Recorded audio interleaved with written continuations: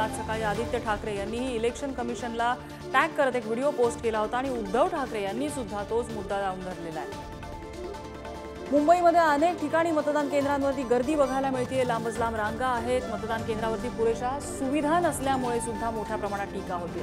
आणि भाजपचे नेते आणि आमदार अतुल भातखळकर आपल्या सोबत आहेत। भातखळकरजी, मुंबईतनं आणि मुंबईच्या आजूबाजूच्या परिसरातनं अनेक ठिकाणच्या ह्या तक्रारी आहेत की ही संपूर्ण प्रक्रिया संथ गतीने चालतीये। अगदी दिवसभरातला एकही क्षण असा नव्हता की रांगा दिसल्या नाहीत। काय अर्थ काढायचा याचा?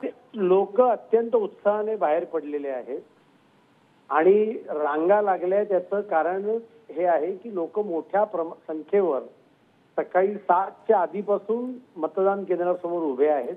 पण मग भातखळकरजी, मतदानाचा टक्का का दिसत नाहीये? 38%च का झालेला आहे? नाही बघा, मतदानाचा आकडा यायला एकतर 6ला मतदान बंद होतं। 6ला मतदान बंद होतं या शब्दाचा अर्थ असा असतो की 6 वाजता मतदान केंद्राच्या आत जी लोक असतात त्या सगळ्यांना व्होटिंग करायला मिळतं आणि त्यामुळे ते ऍक्च्युली 7 वाजेपर्यंत अनेक ठिकाणी व्होटिंग चालतं। त्याच्यानंतर त्याचं काउंटिंग होईल। ही वस्तुस्थिती आहे की काही ठिकाणी मशीन नादुरुस्त झाल्या, त्या अर्ध्या तासात रिप्लेस केल्या गेल्या आणि त्याच्यामुळे मतदान प्रक्रियेमध्ये अधिकाधिक सुधारणा या नेहमीच करायच्या असतात। पण मला असं वाटतंय लोकांनी उत्साहाने मतदान केलेलं आहे आणि 6च्या 6 जागावर भारतीय जनता पार्टी, शिवसेना, महायुती निवडून येते हेच आजच्या मतदानाने। अतुल भातखळकरजी, पश्चिम बंगालमध्ये जिथे 62%पेक्षा जास्त मतदान होतंय दुपारी 3 पर्यंत, मुंबईत त्याच्या निम्म मतदान आहे। ह्याला तुम्ही उत्साह म्हणता? हा खरंच उत्साह असेल का? प्रक्रिया अतिशय संथ गतीने सुरू आहे असा आरोप अनेक केंद्रांवरती होतोय।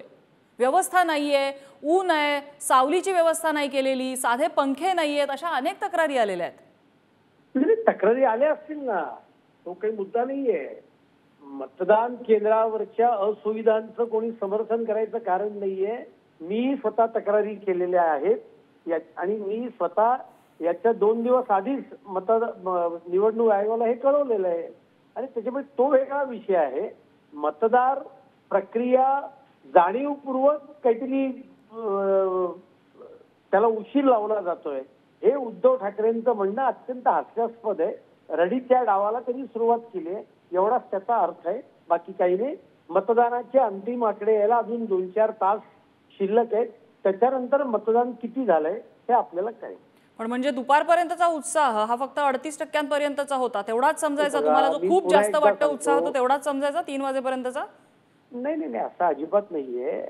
मी सुद्धा आमदार आहे। मी आता पाहतोय माझ्या विधानसभेत अनेक मतदान केंद्रांमध्ये आत्ताही रांग आहे आणि हा नेहमीचा अनुभव असतो। मधल्या दुपारच्या 2 तासामध्ये थोडं मतदार कमी खाली उतरतात। आता 3:30-4 नंतर मतदार परत एकदा मोठ्या संख्येने उतरतात आणि त्याच्यामुळे मला असं वाटतं की याच्यामध्ये उद्धव ठाकरेंनी रडीचा डाव खेळू नये एवढंच मी सांगेन। अंतिम आकडे आल्यानंतर याच्यावर आपण बोलू। अतुल भातखळकरजी, धन्यवाद। आपण पुढारी न्यूजशी संवाद साधला त्याबद्दल।